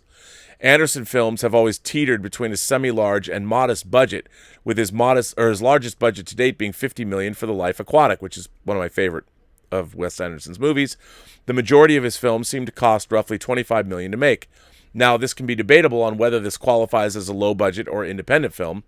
Anderson's films most always end up as moneymakers for the studio, gaining a lot of attention in overseas markets. The Grand Budapest Hotel being his most profitable film to date, costing $25 million and earning $171 million worldwide. If you've seen the unique beauty and grand, no pun intended, production design of the film, you would see that the man clearly knows how to properly utilize his budget. Now, with The French Dispatch currently slated for a mid-October release, the way studios have been going about sending some of their non-blockbusters over to streaming platforms, I fear this one may get caught in between somewhere. Studios love Anderson's work ethic and final product enough to always get his film a rather large release schedule, despite his aesthetic being very niche and his fan base being very specific. He is to Touchstone Pictures what Sonic Youth was to Geffen Records. Not necessarily huge moneymakers, but they're built-in street cred. His films seem to do relatively good in theaters, considering their per-theater average, and his fans will always show up to support his films. But I just can't help but feel, with the current state of the world, even by October, that a movie of this genre and budget may easily get swept away into streaming, which would be a massive shame. Despite the budget, Wes Anderson films are magical to watch on the big screen. I agree. I know everyone talks about the Avatars and Marvel films being necessary big screen watches, but so are many smaller films. Anderson films, above many other smaller movies, are lush, meticulously crafted, and most of all, full of heart. He and music supervisor Randall Poster always work together to give each film its own amazing score and soundtrack. His loyalty to his fellow collaborators always shows in the final product. He is a masterclass of filmmaking, in my opinion, and I just wanted to share my thoughts as the world begins to reshuffle the way it releases and treats films. As of right now, there is no actual word on this film, and I may be completely worried about nothing, but it would definitely be a shame not to be able to see this in my favorite theater come October. You're the man, R&B. The Post-Geek Singularity will love and support you always, as was evident this week. Thank you for taking my letter, and bring on more Eliza views. I love them. P.S. If you're interested in my most recent episode of Film and Vinyl, it's on the Royal Tenenbaums, and it just landed on my channel. Well, let me put your channel in the live chat. Yeah, the last couple of days, my streams here have, maybe YouTube knows something I don't. I don't know what's going on. It's very odd. Well, let me jump over to what you guys are saying. I mean, you guys have been firing in all kinds of things over here, and let me see what those are. I wonder if, you know what? I can't go over to the, Well, maybe I can. I'll just be frozen. Look, it's me, frozen. That's not a good look, but I can sit here and I'll be like this. I'll be frozen with my weird tongue expression hanging out. How about that? How about that, everybody? I certainly am not bashful. I'll take it if I look goofy. Let me go back and see where people are. Wow, a lot of people have sent stuff in here. So let me get back to where I was. Princess Bride's a good idea. William Everall sends in a tip and says, "Hi, Rob. I just wanted to thank you for being inspiring.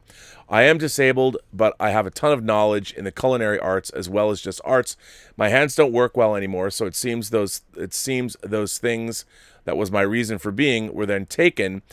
But tired of eating TV dinners and canned food, I looked at new tools and techniques that help me regain those culinary skills.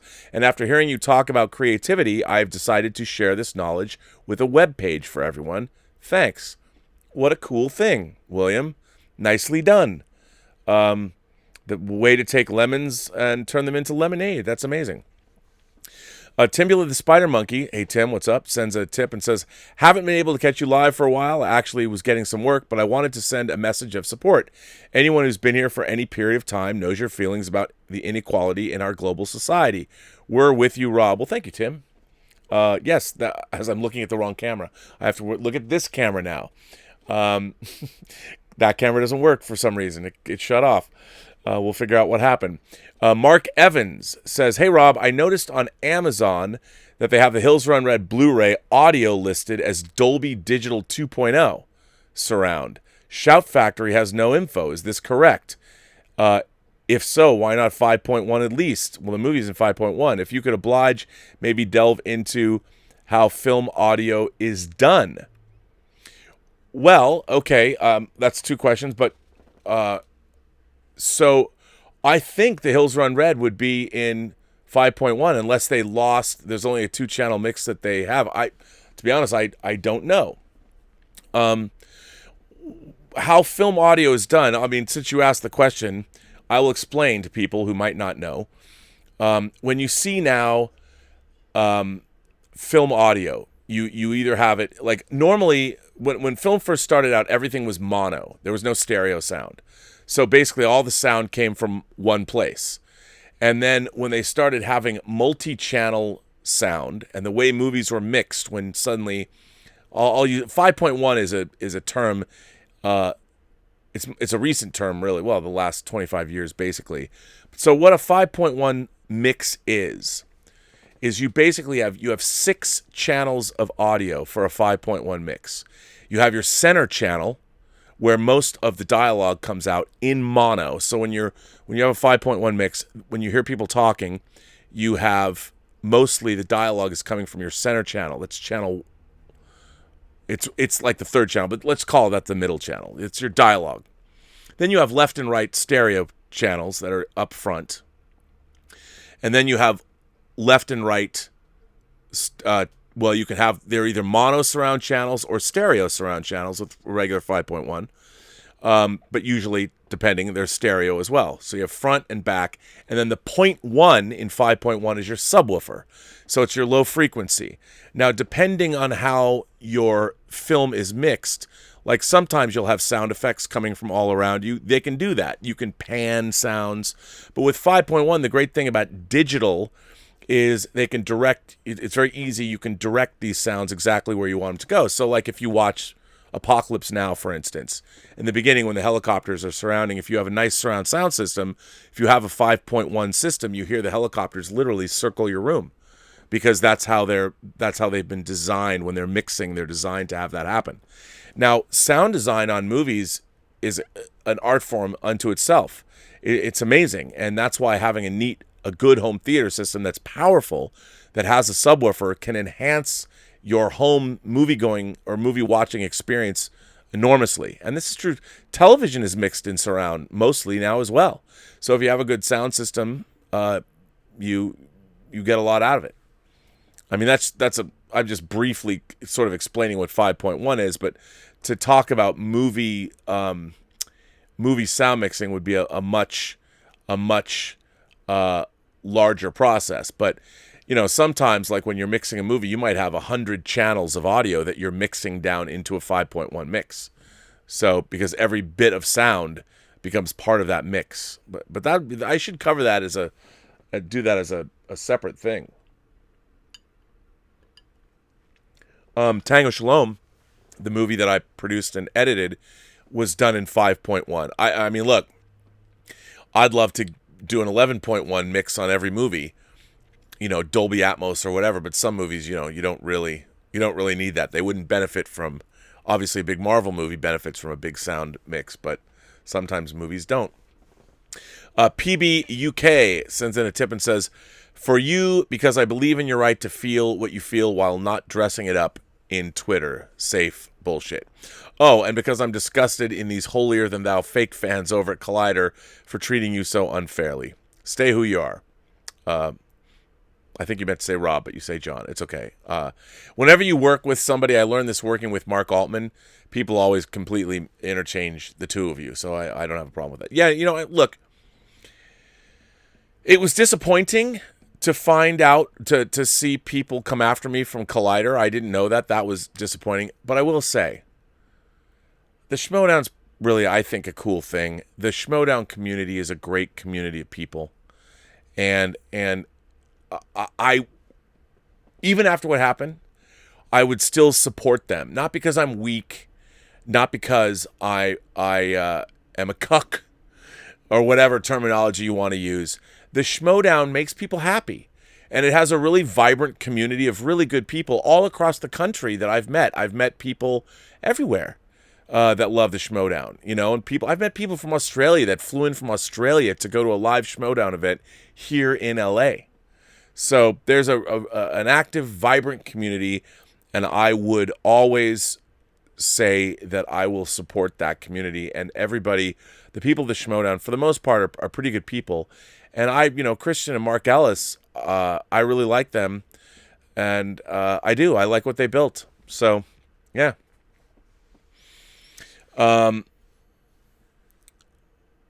Here's a tip. Dan sends in a hit. Dan V says a tip. Here's a tip, Rob. You showed your JSA omnibuses off yesterday, and the second one you own is going upwards of close to $1,000 because it's out of print. Really? Well, I'm not getting rid of it anytime soon. You might want to buy that third omnibus sooner rather than later in case it gets very expensive. I didn't know that. Yeesh. Star Wars Rocks sends in a tip and says, so now it looks like not even white people are safe from being shot by the police in the U.S. as the LAPD just shot a homeless white disabled guy in a wheelchair in the eye. Can't wait to see what the typical SJW reaction will be to this. Yeah, I saw pictures of that before I went on. It's just horrible. Horrible. Willow sends in a tip, and Willow says, if you were in Clint Eastwood's character's position in $1 Million Baby, what choice would you have made? Ooh. So the premise is that, okay, let's say you're training a fighter, and because of an accident, that fighter becomes basically paralyzed. Will never lead the life that she supposedly would ever lead. Would you euthanize a person? Would I do that? Would I make that choice? I don't know. I don't think. Would I take someone else's if they beg me to do it? Excuse me. That's a tough one. I don't know. I mean, if I couldn't imagine if somebody was an athlete and you became a quadriplegic or something. I don't know. I don't know if I could.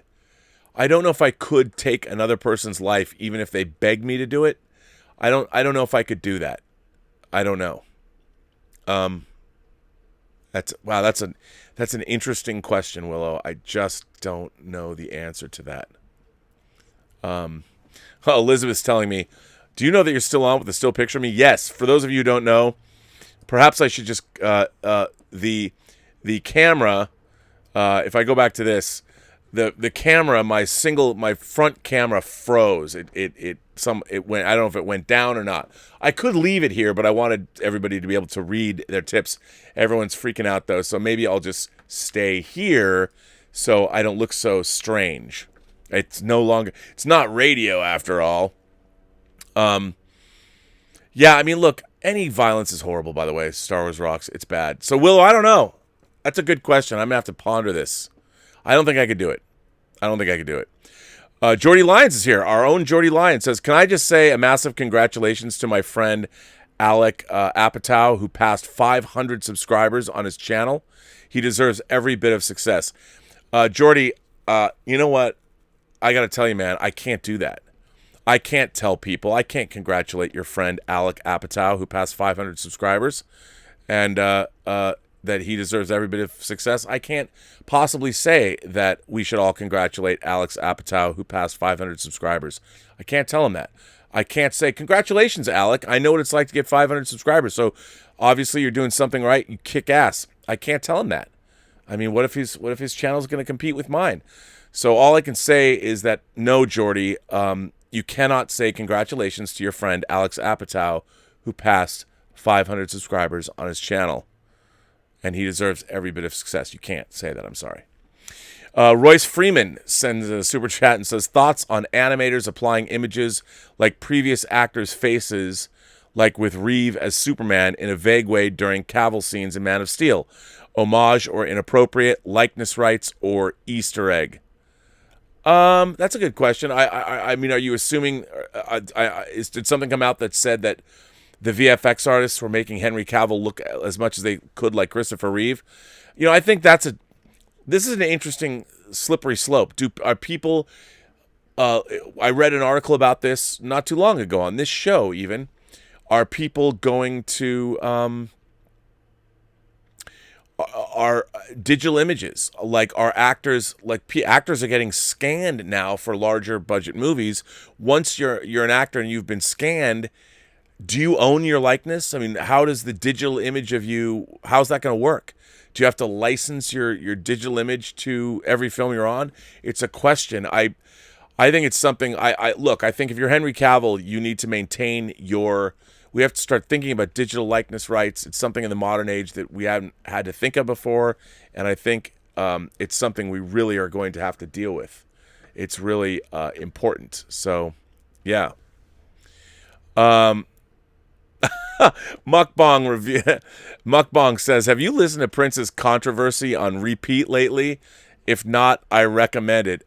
Am I black or white? Am I straight or gay? Doo-doo. Controversy. I love Controversy. I love that album. I have not listened. I've listened to the song Controversy itself recently, but not the album. Care for a Jelly Baby sends in a super chat and says, don't apologize, never kneel, just be true. I try. I like that. Damo Davies is here. Greetings from the United Kingdom. I'm a huge Tim Burton fan, and I feel that his Batman movies are the best in the franchise so far. I love Michelle Pfeiffer's Catwoman, Jack Nicholson as the Joker, and Danny DeVito as Penguin, and his Gotham was amazing. I agree. You know, I have a 6th scale Hot Toys Batmobile right over there. It's this big. I do like Tim Burton's Batman movies, and they're very Tim Burton. My favorite's Batman Returns with Catwoman. I love that movie. Damo Davies goes on and says, I was a huge Joss Whedon fan before the Avengers movies made him a household name. Did you even bother with Buffy the Vampire Slayer and Angel? I loved Buffy and Angel. Loved them. Who didn't? I loved Buffy and Angel. I thought they were great. What do you think? Thank goodness he had the opportunity to right the wrongs of the movie adaptation. Oh my God, the movie. Ooh. No, I really love Buffy and Angel a lot. They were great. They were can't miss television to me. And one of the great travesties of the modern age is how Buffy was remastered for HD. Just horrible. A Cardinal Sin sends in a super chat and says, hey, Laser Bob. You know what they did to Bob? Did you hear the DP of Dune said there's only plans to release the first movie? That's true. They didn't shoot the second movie. So for those of you who don't know, Dune, the movie Dune, Denis Villeneuve's Dune, is only the first half of the book. And having read the screenplay, I can tell you it is a great screenplay, but it's only the first half of the book. Dune has to do well or they're never going to make the second half. But it stops at a fairly, you'll feel satisfied. You'll feel satisfied. Cher famously once said that actors don't consider her an actor and singers don't consider her a singer. Do you consider Bette Midler, Cher, and Jennifer Lopez singers or actors, and which is the best one? I asked John Campea this recently. That's a good question. I know I consider them both actresses and singers. Absolutely. I mean, Jennifer Lopez, wasn't she a fly girl on In Living Color? Seeing Soderbergh's Out of Sight, she was a great actress. I don't know about her singing. I don't know much about Jennifer Lopez's output as a singer, but Bette Midler and Cher certainly are. Yeah. So I would absolutely. And which do I consider the best one? I don't know. Probably Bette Midler. Remember when she played Janis Joplin in The Rose? Yeah. Phage Lives sends in a super chat and says, "Hey Rob, the UA 150 theater was demolished in '02. Terrible. 18 years ago. Horrible. Smell My Balls sends in a super chat and says, Robert, much love from the UK. You're one of Earth's greatest humans.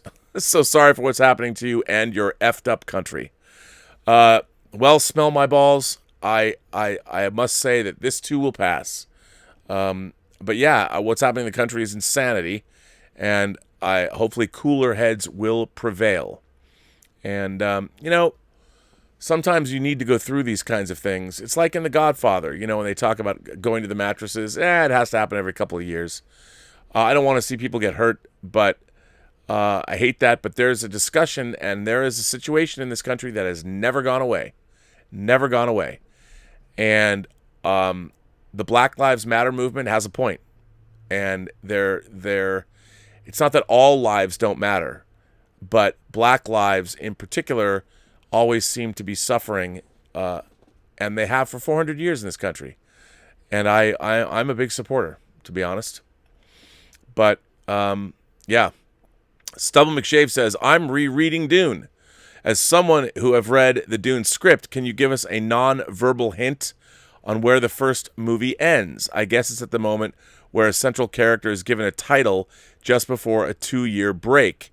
As I said, a non-verbal hint. I'll say you're very, very close.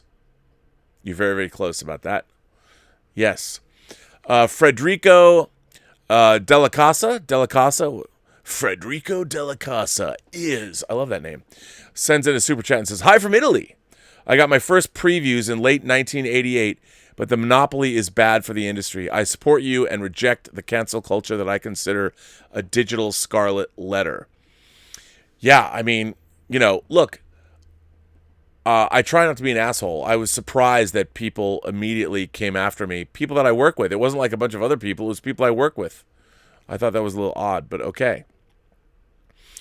JPR PH1 sends in a super chat and says, let's see if you get the name today. Laugh out loud. Great whining and live stream. I promise to try and participate on the page more actively in the future. Love, Justin's email to you. God bless. Are you talking about Justin? There was a Canadian mailman who sang a song and sent us a clip on Twitter to me and John and Chris and John's wife and I guess Ray and everybody that works on the John Campea show. It was amazing. It's amazing. I retweeted it yesterday. It was amazing. You should check it out. Oh, look who's here from Deutschland. Dieter Shiny Bastian. Talking Oingbach in prison. Sounds like good times to me. Tell us the truth, Rob. You were sent undercover getting inside information for the Raid 2 or planning a Story of Ricky sequel. Ooh, a story. Man, it would be rough to go undercover in a prison to plan a Story of Ricky sequel. I hope not. Have to drive to the post office tomorrow, getting a package for someone. Ooh, I would love to get that. Cardinal Sin sends in a super chat and says, we know your position, Rob. We got your back, man. Well, I appreciate that, Cardinal Sin. I very much appreciate that. Mukbang is here again. Mukbang says, I'm saying it again. Your tweet was wrong, but your punishment was out of line also. A warning was merited, perhaps a suspension. You shouldn't have been canceled. P.S. Black Lives Matter. I agree. Look, I mean, I think if anything, it revealed that clearly maybe the Schmoedown was not the place that I should have been. And I still am angry. Look, I'm angry that I watched 3 different black men over 3 consecutive weeks die on camera. I mean, it's like we're normalizing snuff movies. and I'm still going to be angry about what I've seen. You know, I've talked about it on the show. I can't believe this kind of thing, and of course, all of this stuff is happening. You know, it's terrible. Yeah. So, Jeffrey Mao sends in a tip and says, "Hey Rob, I checked my mail today just now. I got some movie called The Hills Run Red, The Hills Flow Red, or something like that, produced by some guy named Robert Miller Burnett. You know who that is? Must be a mistake. I think I'm going to return it." You know, I got mine in the mail yesterday too. It's not supposed to come out until the 16th. Did everybody get copies of it? For those of you who might not know, the horror film that I produced with Joel Silver, yes, that Joel Silver, Lethal Weapon, Die Hard, Predator, amongst other things. The Hills Run Red, a movie I produced through my company, Ludovico Technique, comes out from Scream Factory on the 16th of June. And we also created 6.5 hours of new special features for this release. I work with the director, Dave Parker, on the movie, and very excited for everybody to get their hands on this. So, Jeffrey, I'm very excited that you got yours. Please look. The movie's it's a rough movie. It's a rough horror film, and people die in it. But I'll be curious to hear what you think of everything. I'm very proud of the package. Christian Sanders sends in a super chat and says, "With the first link, the chain is forged, the first speech censored, the first thought forbidden, the first freedom denied. Chains us all irrevocably. Please keep being you." Well, thank you, Christian. I will, and thanks for supporting the channel. Robert Priso sends in a tip and says, "Hey, Rob, I wanted to show some support. What are good websites for the foreign deluxe release 4K Blu-ray? I just got that rollerball set, but wouldn't have known it if you hadn't mentioned it here. All the best, and I'll be sending some letters soon." Robert, just so you know, the 4K rollerball set there's a replacement discs for those because there was a manufacturing error. So you might want to look out for those, how to replace your 4K discs. But there's places you can go. Like I always go to, other Amazons like Amazon Germany, Amazon UK, Amazon France, Amazon Italy. But if you really want to go and you're domestic, look up Diabolic DVD. Diabolic DVD is a place where they get all the foreign titles there. They're great. By the way, they do not sponsor this channel. I'm just telling you that that's a place where you can go and find those things. Jordy Lyons sends in a super chat and says, thoughts on the plot beats of Tenet. Well, I don't know what those plot beats are, Jordy. I haven't seen the movie. I'm trying to stay. I've seen the trailer. I don't know what is happening in that movie, and I don't want to know. It looks really interesting. All I know is that it has something to do with quantum reality. Like there's other quantum realities that we're intersecting with somehow or something. And I'll tell you one thing, it floats my boat. It boils my noodle. I can't wait. Hassan sends in a tip and says, "Mi casa no es tu casa." I don't have books. Cancel me. You're American as fuck, but would you like to live in another country or a fictional planet permanently? Ooh.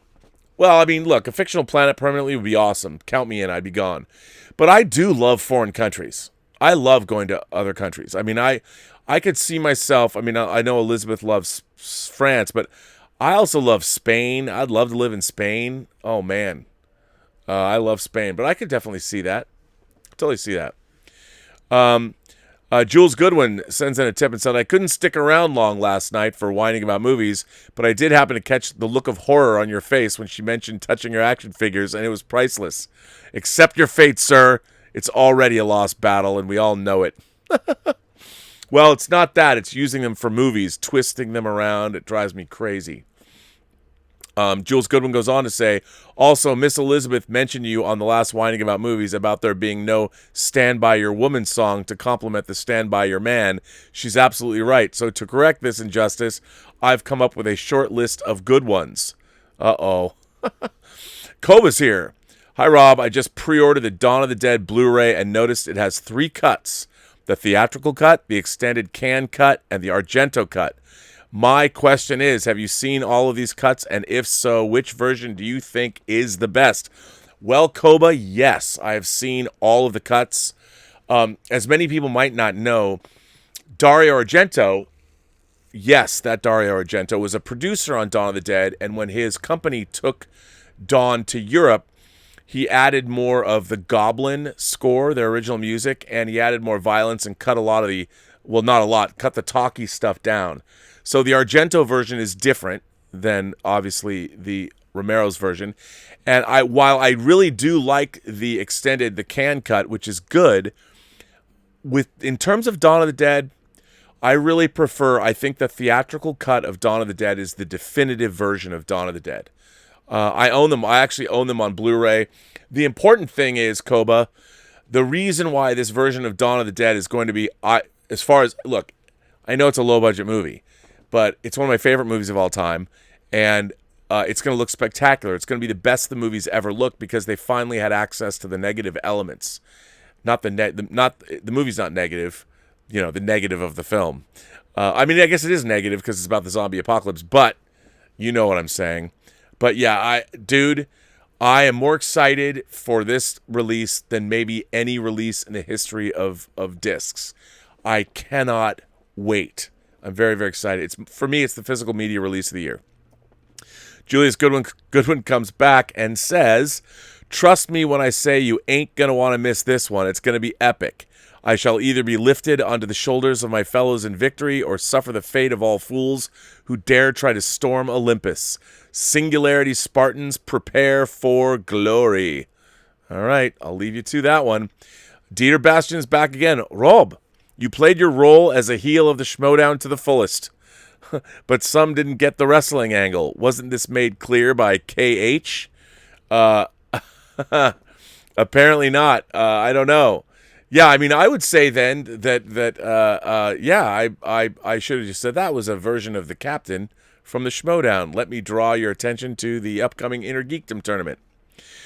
Calvin Bowles says, "Braxton wants me to tell you he does not like bad things said about you, and he thinks you're a good guy." Oh, well, you know what, Braxton, I will be playing your video this weekend. I was going to play it today, but I didn't get it downloaded. But I will. Stubble McShave comes back and says, "Some of my paperback spines are damaged. The more I've read a book, the worse it usually is in condition. I'm replacing my favorites with hardcover versions. It's been pretty expensive. I just ordered the 30th anniversary of the Silmarillion. It looks great." Really? The 30th? The Silmarillion's 30 years old? I thought it was older, but my God. Crazy. Saban is here and says, "To be honest, how poorly Collider handled themselves late last year by shockingly canceling all of their shows and I assume firing most of their staff. Maybe it's for the best that you left when you did. Silver linings, I guess." Yeah, that was, yeah. I mean, when it came to Collider, I didn't necessarily leave. My friend who brought me on the show passed away. John Schnepp passed away. So, when he wasn't on the show anymore, I told him, by the way, that I didn't want to host. Like, that wasn't something I wanted to do. So yeah. Max World Entertainment says, "Don't forget, you'll be over with me at 8 p.m. Central Standard Time to talk about The Hills Run Red, coming out on Blu-ray 9/16/20. Actually, it's 6/16/20. 8 p.m. Is that today? Oh, on Tuesday. I was going to say. No, it's not 9/9, 6/9. Yes, on Tuesday. Yes, I will. I remember that. I'm looking forward to that. Max World Entertainment. Totally going to do that. Stubble McShave sends in a tip and says, "If you liked Buffy and Angel, you should really try the Dresden Files." Oh man, you and the Dresden Files. It starts out as a mix of Buffy and Philip Marlowe. It starts out good and only gets better and better. Dresden is a huge geek. There's a lot of deep cut references. Yeah, I keep hearing that, and I think that's good. You know what? One day I'm gonna have to. If nothing else, I want to be able to tell you, Stubble. I'm gonna be like, yes, I finally watched the Dresden Files. So I will do that. I've got a letter from Ian Samuels here. Ian Samuels writes, "It's my birthday, the 5th of June. And well, I don't feel like celebrating. It's depressing when we are continually shown how much our race has yet to learn. There have been many posts on social media about films and TV series that are important to watch during this time. 12 Years a Slave, Hidden Figures, etc. I believe there is a glaring absence from these lists. Deep Space Nine, and particular episode 13 of season 6, Far Beyond the Stars. This Avery Brooks directed episode is quite possibly one of the most important, groundbreaking, and devastatingly poignant moments of television. It is quite possibly the strongest head-on look at racism and its effects. I believe everyone, not just Star Trek fans, should watch this episode. Perhaps it should even be a part of the curriculum for history in schools. Be safe, my fellow Robservationists and fellow members of our important and exclusive Post-Geek Singularity. For those of you who don't know, Far Beyond the Stars is an episode, Avery Brooks directed it, where his character goes back, well, you should watch it, but it examines racism from the 1950s in a show that's set in the 24th century. And it's one of the greatest things that's ever been on TV. I would also, Deep Space Nine never gets the credit it deserves. Also, look up Past Tense, Part 1 and 2, and see what you think about that. Again, fantastic, fantastic episodes. Well, listen, ladies and gentlemen, I have a lot more letters that I haven't got through, but I'm going to get through them. I'm slowly but surely getting through them, and I promise I'm sure I will get through them over the weekend. I'm going to bring this episode of Robservations, episode number 434. Oh, my God. Hopefully there'll be more entertainment news to talk about tomorrow, other than Diamond Distributors. There hasn't been a lot lately. I don't know much about whether or not Tenet. We're still waiting to find out. Is it going to open July 17th? That's the biggest burning question that I have right now. Will Tenet come out? I don't know. I hope it is. I really want to see it, but we'll see what happens. I just don't know. But anyway, I want to thank everybody for the ongoing support for the channel in every way, shape, or form, whether it's tips or anything like that. I love you guys writing letters, and I especially have been moved and touched beyond measure from all of you who've shown me support for all of this. And I hope, look, I want all of this to be put behind us. We don't need these distractions. We're talking about a movie trivia show, and all of that, and it's supposed to be fun. It's supposed to be good for everybody. And all I can say is that let's all keep our chins up and let's support one another. JPRPH1 says that Far Beyond the Stars was written by Mark Sacree.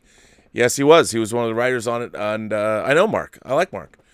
His Twilight Zone Companion was one of my favorite books of all time. I think of all the books I've ever owned, I probably read through that one the most as I would watch Twilight Zone episodes back in the day. So, yes, absolutely. But anyway, I want to thank my moderating staff. I want to thank Mike Bodden. I want to thank Jim Boyers and his wife Heidi. I want to thank Greg Smith. I want to thank Louis Yu and Jordy Lyons for being great. I want to thank the Richard for administering the Post-Geek Singularity Facebook page, and also Whining About Movies. Whining About Movies will be back tomorrow, not tonight, tomorrow, where Elizabeth and I are going to discuss The Princess Bride. That is right. So that's pretty exciting. Again, I want to thank everybody for being here. And remember, every person you meet has a story to tell that you have yet to hear. And all you have to do is listen. And with that, I say, as even though it can be harder to say this on some days, have a better day. And I'll see you back tomorrow. Here, hopefully, same bat time. I'll be back probably at 1.